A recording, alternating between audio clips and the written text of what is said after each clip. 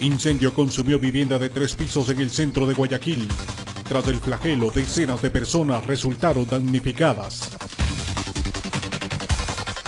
En Galápagos, más de 3 kilos de alcaloide fueron decomisados en el aeropuerto de San Cristóbal. El estupefaciente habría provenido de la ciudad de Guayaquil. Zaruma declarada en estado de excepción. Presidente Lenín Moreno suspendió operaciones mineras en zonas de riesgo. Legisladores de la Comisión de Educación visitaron las instalaciones de Yachay tras informe que puso en evidencia aparentes irregularidades en la construcción de este proyecto. 15 de septiembre del 2017, amigos, de quincena y finalizando la semana laboral. Es un gusto estar nuevamente con ustedes en Últimas Noticias y contigo, Verónica. Muy buenas tardes. Igualmente, María Fernanda, amigos televidentes, bienvenidos a la información aquí en Últimas Noticias. Empezamos con la información que nos llega desde Guayaquil.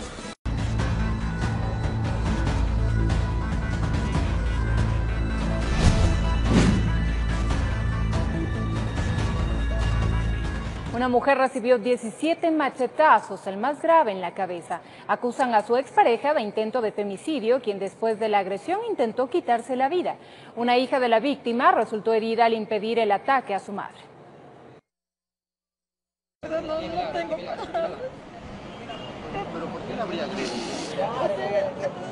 El suceso alteró los nervios de los comerciantes del mercado mayorista de frutas en Milagro, provincia del Guayas.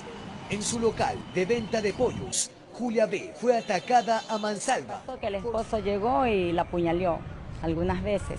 Y de ahí ahorita sé que están en el hospital, que sí está bien grave el esposo y ella también. Según los testigos, aparentemente cegado por los celos, el hombre había buscado un machete porque no encontraba otra alternativa en su cerebro. Cometió esa indolencia de apuñalar a una mujer, porque si ya no quiere, ya no debe hacer un varón, un hombre, a una mujer, a exigirle que vivan a la fuerza. Estamos frente a lo que se puede considerar como una tentativa de femicidio, porque es del ataque de un hombre contra una mujer por la superioridad o valor pues mayor del hombre que quiere pues de desatar su ira. Le asestó 17 cortes en todo su cuerpo, incluso en la cabeza. La hija intervino para salvaguardar la vida de su progenitora, pero fue peor. Ella ha recibido una herida a la altura del cuero cabelludo y se está recuperando satisfactoriamente. Bueno, la chica lo que manifiesta es que este ciudadano estaba separado de su mamá y que ha venido de manera improvisada, o sea, de sorpresa, y ha cometido las heridas que quería, pues, según ella dice, eliminarla. Obnubilado, minutos después, botó el machete y sacó un cuchillo para cortarse de un tajo las venas. Los tres fueron trasladados de inmediato al Hospital General de Milagro.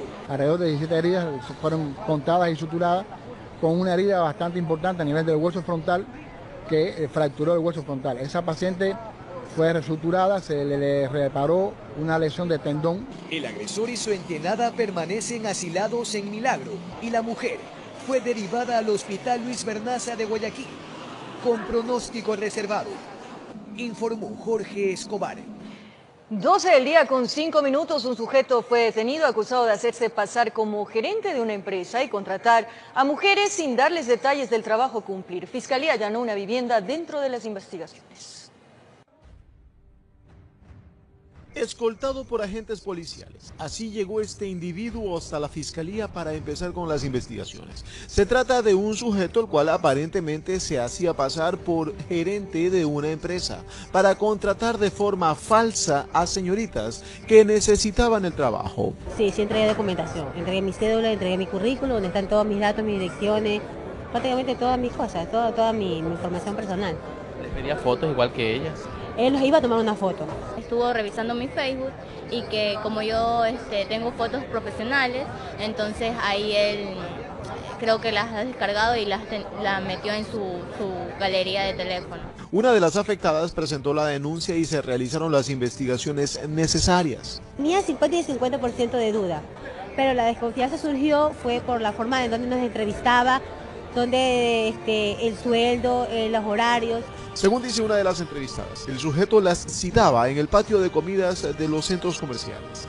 Ahí les hacía firmar un contrato, el cual no tenía validez. Y, o sea, insistía para que llegábamos al lugar. ¿Cómo se logra contactar a este señor?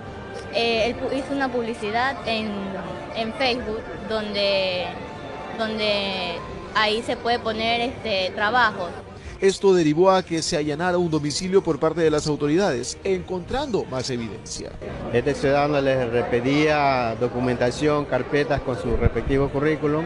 Una vez que este ciudadano es aprendido, se procedió a hacer un allanamiento al domicilio de este ciudadano, el cual se encontró varios contratos de varias personas, especialmente mujeres, y así también se encontró un arma de fuego.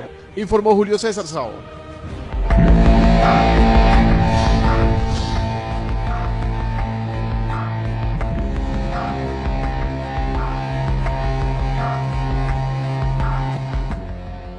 Así es, en la ciudad de Guayaquil un voraz incendio consumió gran parte de una vivienda de 3 plantas situada en el centro de la ciudad. El siniestro dejó decenas de perjudicados.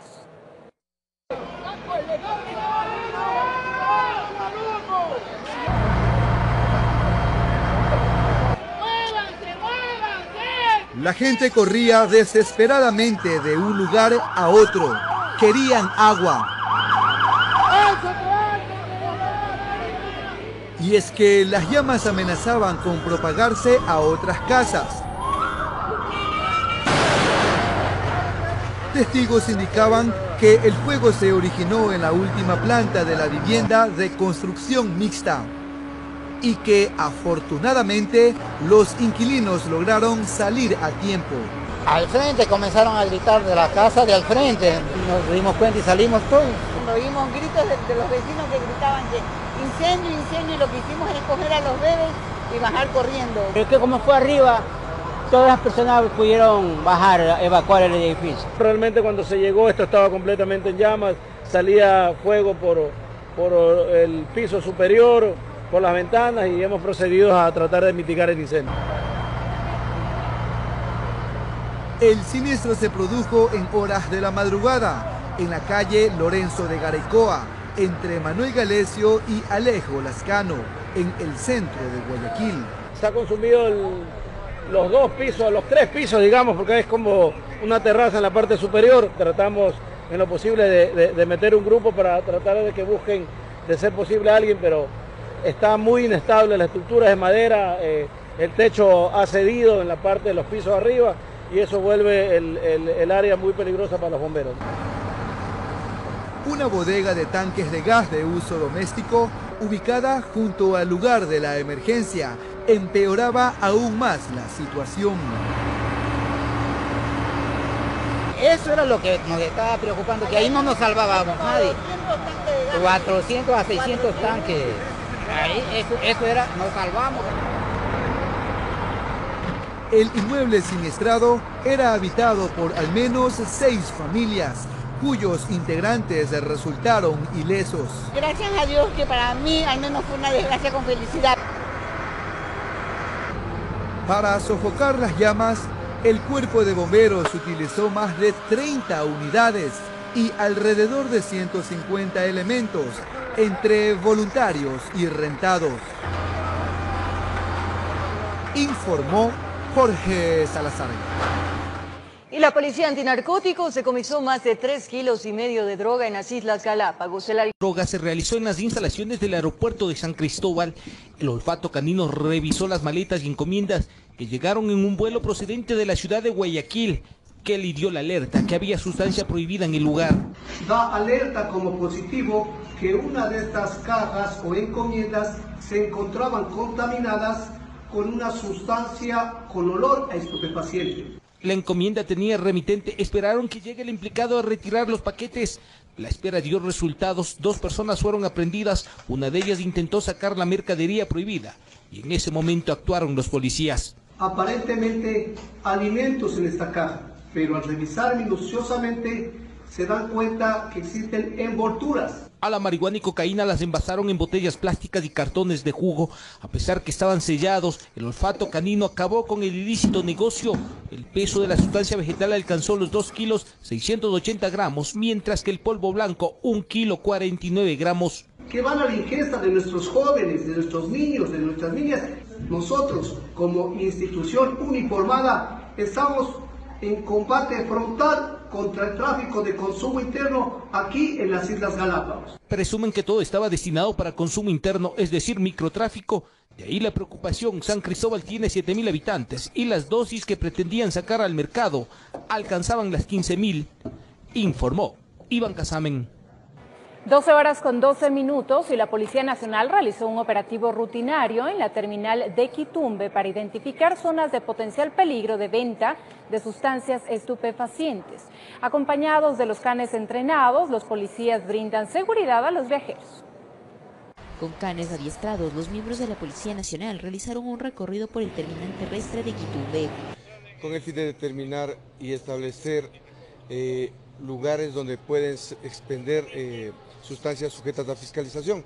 En este caso se está revisando a todos los pasajeros con sus maletas para ver con el fin de detectar las sustancias estupefacientes que pueden ser trasladadas de un lugar y a las provincias. Uno a uno los buses y pasajeros pasaron la exhaustiva revisión. En el terminal terrestre se está determinando que los buses que van al vía la costa y todo lo que son los lugares donde de venta de comestibles se presume que hay personas inescrupulosas que venden esta clase de sustancias a los pasajeros que se trasladan a las diferentes provincias. De igual manera lo hicieron en los locales comerciales y para sus propietarios esta iniciativa es positiva. Mucho, porque aquí a la noche es peligrosísimo, pero de todas maneras es una felicitación que los señores estén aquí como todo siempre. Así se garantiza que los viajes interprovinciales no transporten sustancias ilícitas. En Quito informó Andrea Valareso.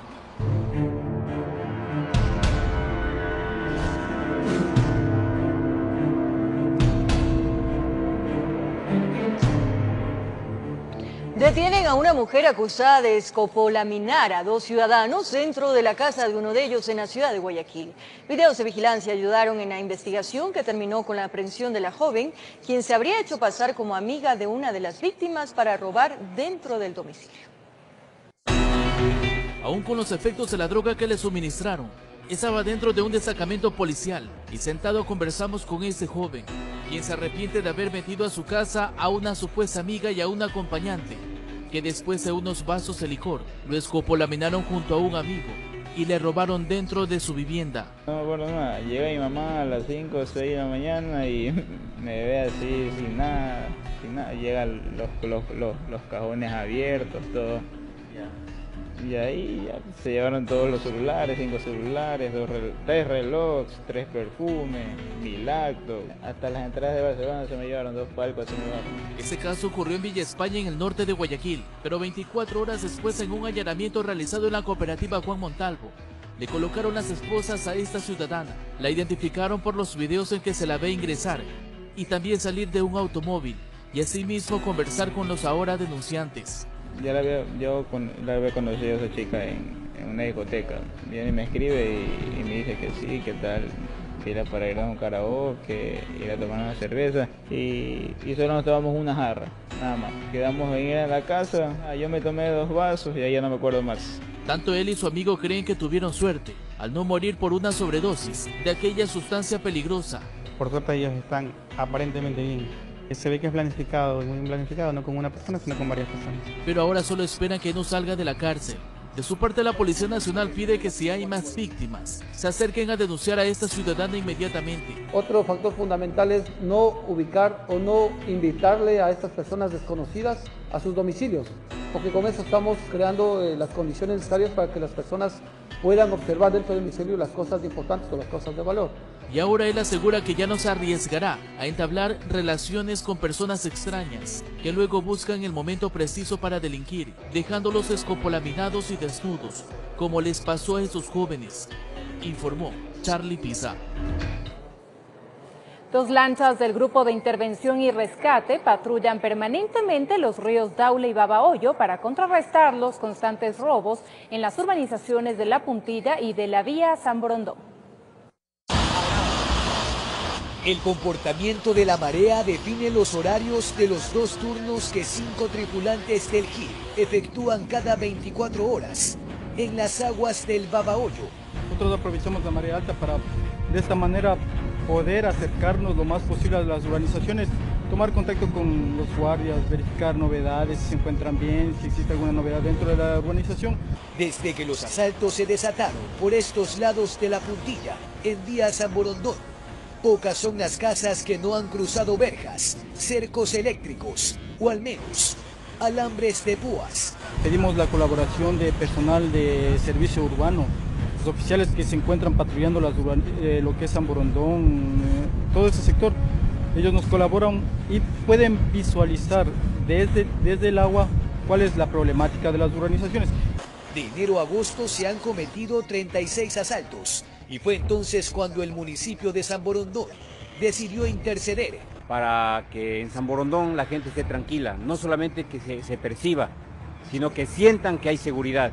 En el mismo tramo de 10 kilómetros, un área abierta y sin embargo estrictamente vigilada. Apenas vemos algún movimiento, nosotros llamamos a la policía y tratamos de ver que nuestros compañeros tengan buen recaudo. Por la cercanía geográfica se presume que los delincuentes salen desde el Cantón Durán en pequeñas embarcaciones, de manera particular en horas de la madrugada. Por ello, entre las 2 y 3 de la mañana, el trabajo es más intenso.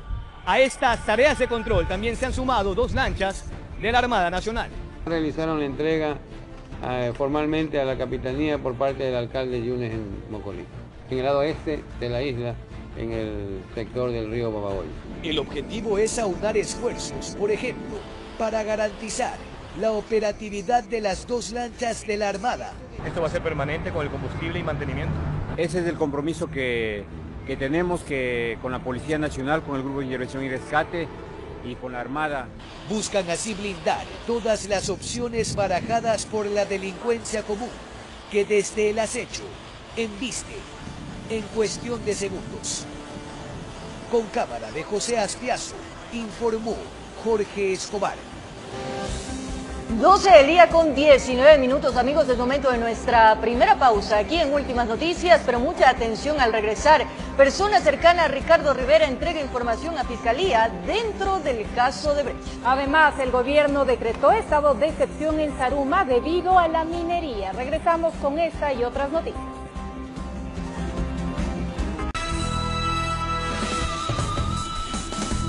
12 horas con 24 minutos, estamos de regreso para contarles que nueva información surge en torno a la investigación que inició la Fiscalía por el caso Odebrecht.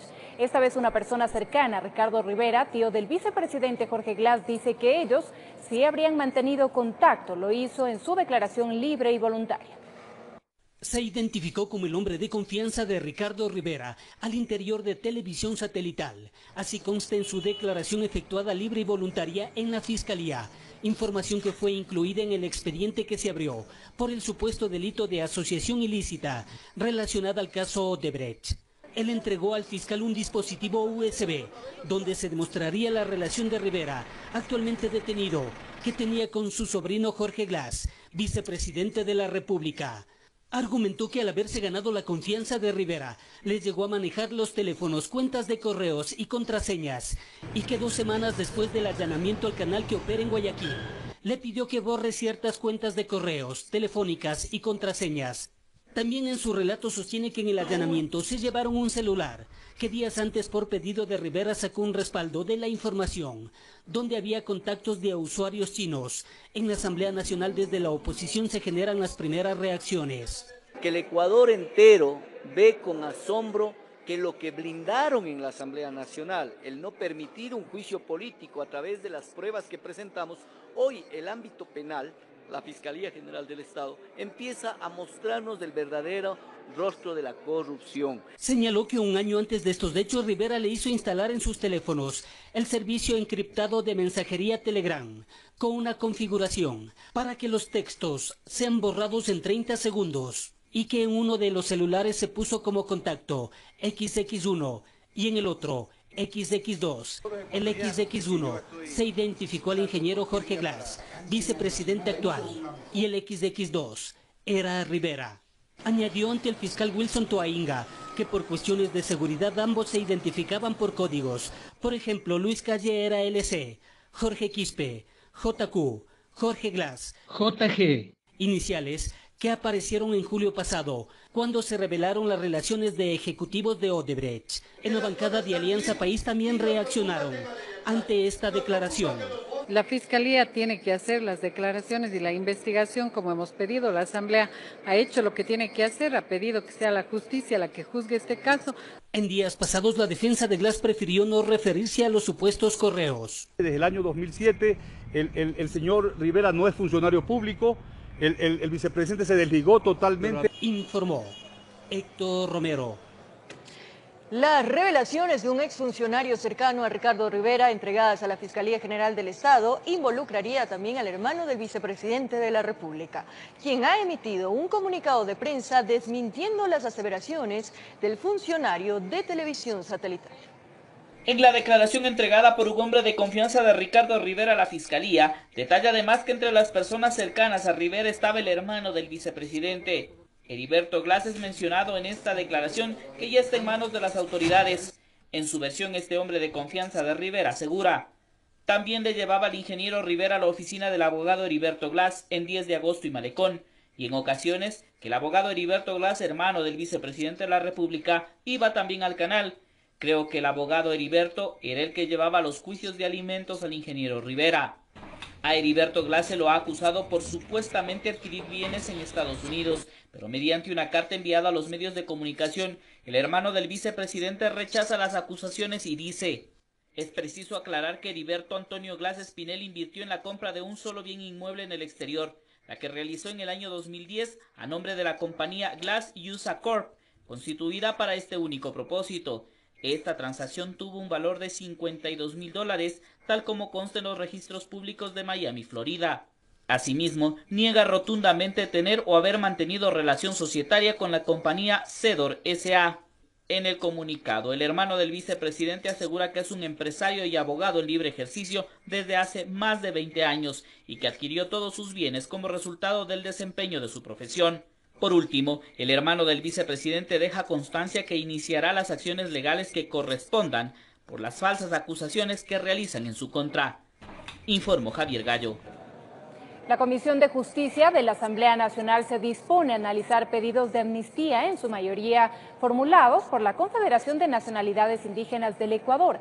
En Alianza País se cree que estos no tendrían sustento porque están relacionados a delitos comunes. Son 30 pedidos de amnistía los que el Consejo de Administración Legislativa CAL calificó y puso en conocimiento de la Comisión de Justicia de la Asamblea Nacional para su análisis. Lo que hay que precisar es que el CAL no analiza el fondo de cada caso.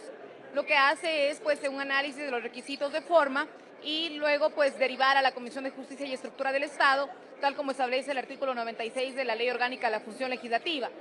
Desde Alianza País se explica que se puede dar paso a los pedidos de amnistía cuando se trate de temas políticos y humanitarios, más no delitos comunes como asesinato, tortura y violación, entre otros. En total son 225 solicitudes de amnistía que están siendo procesadas en la Asamblea Nacional. A mi criterio personal, ninguna de las 225 solicitudes corresponde a casos amnistiables porque son delitos comunes, no son delitos políticos, pero será la Comisión de Justicia quien proceda conforme a corresponde en la ley y que emita su informe. Encarnación Duche, en representación de Pachacuti, contradice lo dicho por la asambleísta Soledad Buendía. Argumenta que todos los pedidos formulados por la Confederación de Nacionalidades Indígenas del Ecuador, CONAIE, son por la protesta social. Y también por haber denunciado los casos de corrupción. ¿Esos no son delitos comunes? Esos no son delitos comunes. Lamentablemente, al momento que entra la Fiscalía, la calificación de un delito lo hicieron por sabotaje y resistencia, lo hicieron por paralización de servicios públicos, pero eso es solamente una forma de tipificar un delito para poder procesar. Obviamente que no van a querer reconocer que es una persecución política a las organizaciones campesinas e indígenas que siempre hemos estado luchando por nuestros derechos. Desde el sector independiente del Legislativo, se confirma que el tratamiento caso por caso permitirá no cometer errores. Pero cuando ya hay espacios en donde se han vulnerado los derechos de los demás, por ejemplo, agresiones a policías, en donde se ha visto evidencia de que se les maltrató, se les pretendió quemar, etcétera. Eso, a mi juicio, no significa ejercer el derecho a protestar, sino ya a un nivel inclusive que raya en el campo de lo delictivo. Luego del análisis de la Comisión de Justicia, se remitirá un informe al Pleno de la Asamblea Nacional, donde se decidirá quiénes se benefician con la amnistía, informó Héctor Romero. 12 del día con 32 minutos, amigos televidentes y lectores. Seguimos con los temas políticos. El presidente de la República, Moreno, emprenderá su primer viaje internacional, pero encargará la presidencia al vicepresidente sin funciones, Jorge Glass. Según las nuevas disposiciones legales, esto no es necesario. El presidente de la República, Lenín Moreno, se desplazará este próximo 18 de septiembre a Estados Unidos para participar en el debate general de las Naciones Unidas en Nueva York. Es el primer viaje internacional del presidente luego de su posesión el pasado 24 de mayo. Una de las grandes interrogantes que se ha expuesto es si el presidente delegará sus funciones al vicepresidente de la República. La respuesta ha sido que no es necesario, más aún luego de que al vicepresidente se le quitaron sus funciones tras el escándalo de corrupción de Odebrecht en el que supuestamente estaría involucrado. Las nuevas disposiciones legales permiten que el presidente continúe ejerciendo el cargo aun si está fuera del país, pues existen mecanismos como la firma electrónica. El presidente ya ha notificado oficialmente a la Asamblea su viaje y mediante decreto ha designado a la comitiva que lo acompañará. Entre ellos están la primera dama Rocío González, la canciller María Fernanda Espinosa, el ministro de Comercio Exterior Pablo Campana y el secretario de Comunicación Alex Mora. El presidente tiene previsto que su desplazamiento a Estados Unidos dure al menos 7 días, en los que contempla varias reuniones con migrantes ecuatorianos. Informó Javier Gallo. Mientras tanto, Zaruma se encuentra en estado de emergencia. Así lo decretó el gobierno nacional, esto luego de los múltiples problemas de hundimientos que se han presentado en la zona. El gobierno además ordenó la suspensión de todo tipo de minería en el lugar y prevé intervenir de manera integral para solucionar los problemas de los pobladores del sector. Los pobladores de Zaruma habían llegado hasta Quito para pedir al gobierno su intervención ante la grave situación que viven por los múltiples hundimientos que se registran por las actividades mineras. Hemos solicitado la intervención hace muchos años de que la situación minera era realmente incontrolable. Hoy estamos muy contentos en base a la decisión del señor presidente. Se tendrá que tomar algunas acciones para prohibir totalmente la actividad minera bajo la ciudad y proteger el casco urbano. Un grupo de ellos logró reunirse con las autoridades y ya entrada la tarde el presidente Lenín Moreno mediante su cuenta de Twitter hacía el anuncio: emitir un decreto de excepción en la zona de Zaruma y Portobelo.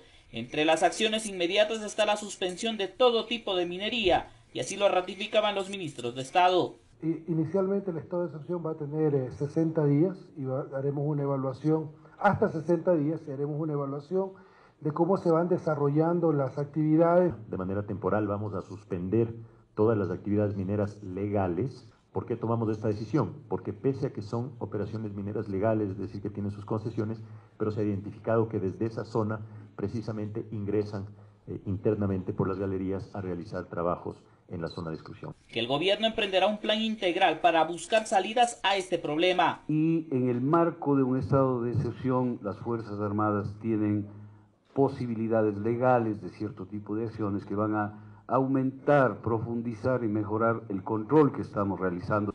Se asignarán $4 millones para la estabilización urgente de las zonas de riesgo. Se buscará fomentar la conversión económica en la zona para dejar de lado la minería y así tratar de proteger los sectores afectados. Son las acciones inmediatas que emprende el gobierno para atender a una zona que está en riesgo por la minería. Informó Javier Gallo.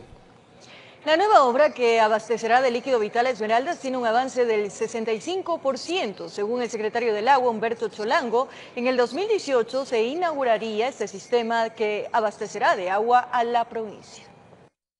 El abastecimiento de líquido de consumo humano se ha normalizado en los 3 cantones afectados de la provincia de Esmeraldas, después de que los 2 colapsos de los equipos de la empresa de agua potable San Mateo dejó sin el líquido vital a la población. Resolver definitivamente esta falta de agua que siempre ha acarreado los 3 cantones de la provincia de Esmeraldas. El secretario del Agua, Humberto Cholango, mencionó que este problema fue solucionado gracias a acuerdos y al trabajo coordinado con varias instituciones. En coordinación con las instituciones que están en la ciudad de Esmeraldas, como por ejemplo con la gobernación, con los señores alcaldes, convocando a el COE provincial. Así también se dio a conocer que la nueva obra tiene un avance del 65%, con una inversión de alrededor de 90 millones de dólares. Esta obra es de contrato es de 24 meses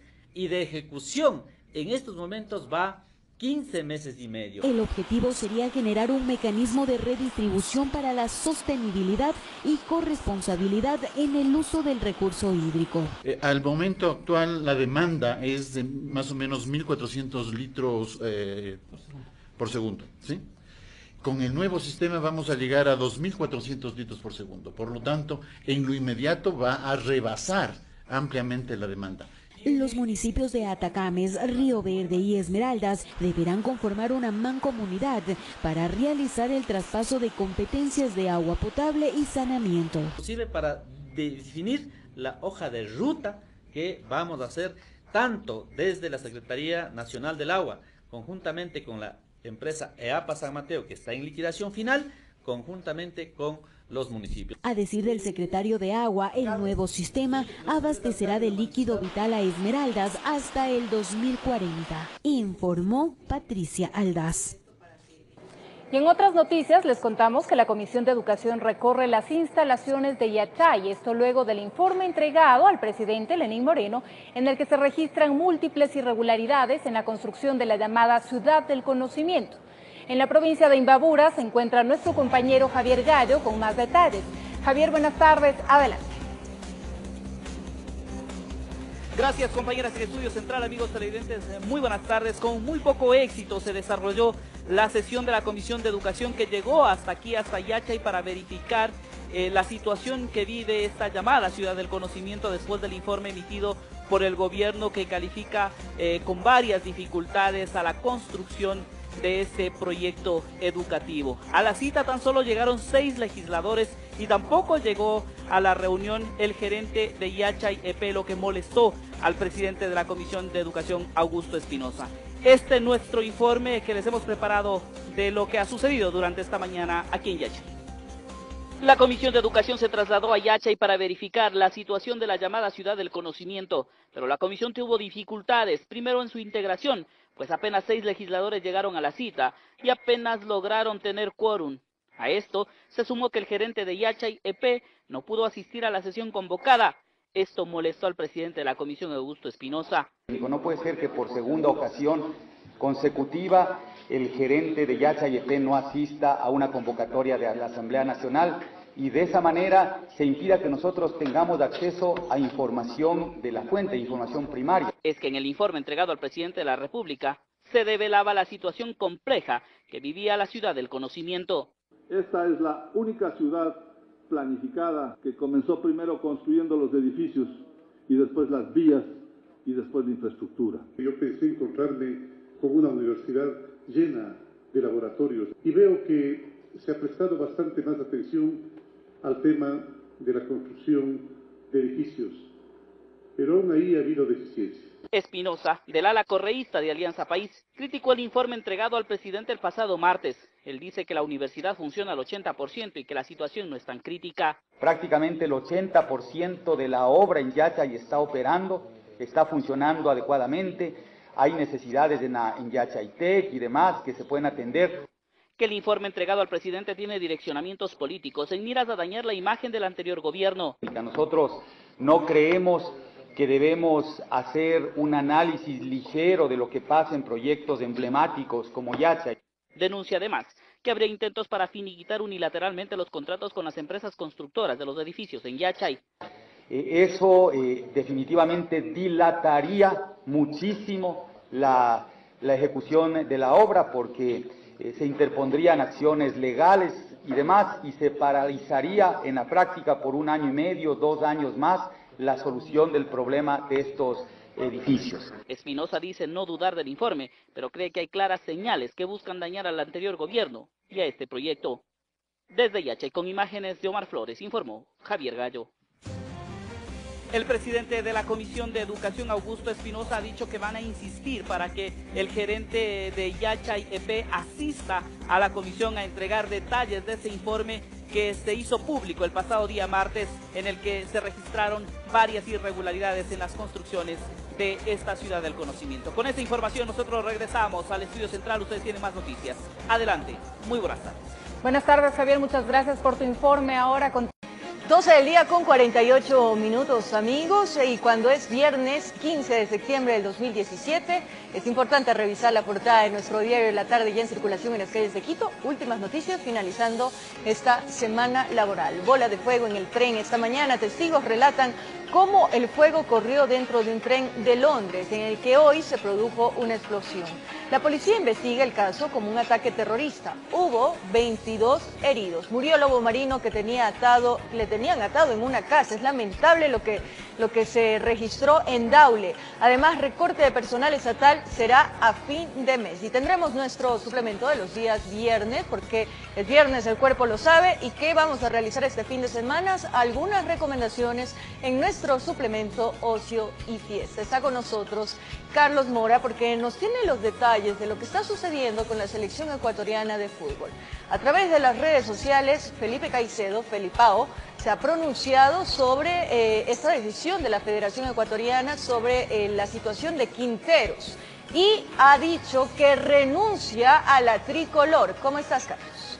¿Cómo estás, María Fernanda? Yo muy bien, muchas gracias. Saludos a todos los televidentes también.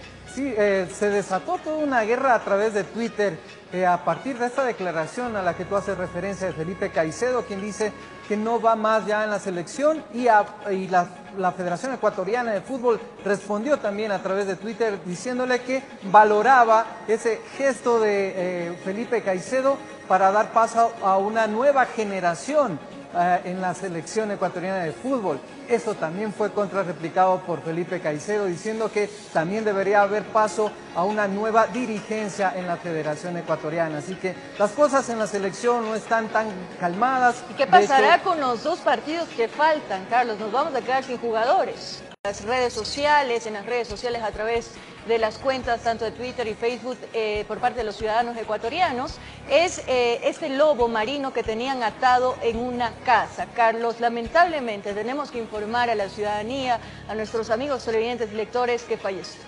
El lobo marino falleció ayer, así lo informó el Ministerio del Ambiente del Guayas. Este animalito fue encontrado en una casa en Daule, donde lo tenían atado con una soga a un árbol. Fue rescatado, pero ya estaba muy deshidratado, sus condiciones eran muy malas, así que ayer lamentablemente falleció, y esto, como dices, ha desatado el desagrado de la gente, ha comentado, ha criticado esta situación. Se espera que algo así no vuelva a ocurrir. Así es, reprochable este hecho. Y se viene una situación complicada para el sector público. ¿Por qué, Carlos? Cuéntanos. Bueno, a fin de mes se espera que haya algunos recortes de personal en diferentes instituciones del gobierno, del Ejecutivo. Así lo informó ayer el ministro de Trabajo. El señor Ledesma dijo que a la próxima semana anunciarán cuáles serán los ministerios, las instituciones donde habrá estos recortes de personal. Esto es parte también de las evaluaciones que está haciendo el gobierno sobre cuáles son las personas que tal vez no están desarrollando un trabajo adecuado y tienen que, por austeridad, también hacer recortes. Veamos qué sucede a finales de septiembre, estamos en quincena. Y para finalizar nuestro suplemento de los días viernes, Ocio y Fiesta, algunas recomendaciones para que nuestros amigos televidentes puedan acudir a este fin de semana en compañía de sus familias y seres queridos. Sí, hay algunas actividades en diferentes escenarios, por ejemplo en el Teatro México, acá en la Ciudadela México, en el sur de Quito, pueden ir a ver un festival de danza, donde Saru Imanda está festejando sus 16 años de vida. También hay actividad hoy en el Atahualpa, la banda de rock Aerosmith está tocando esta noche. Hay otras actividades en el Teatro Capitol. Les invitamos a ver los detalles en nuestro suplemento Ocio y Fiesta. Fin de semana movido, Carlos. Muchísimas gracias. Que A ti, descanses y disfrutes con tu familia. Igualmente. Nos vamos a una nueva pausa. Ya regresamos con más. Y con esta interesante noticia llegamos al final del noticiero, deseándoles un excelente fin de semana.